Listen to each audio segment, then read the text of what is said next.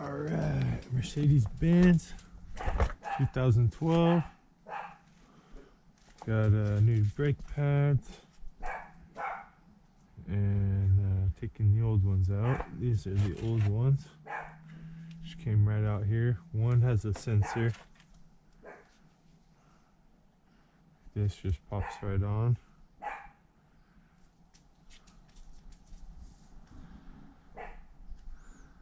So, little retainer clip. Boom. Okay, those are off. These replaced.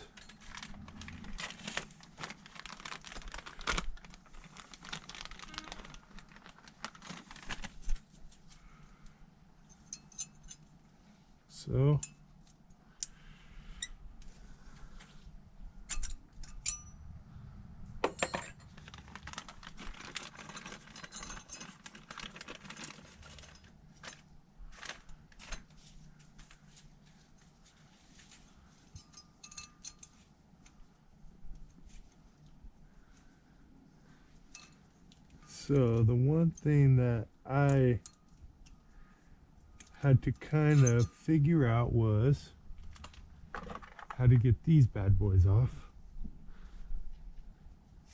from the back side.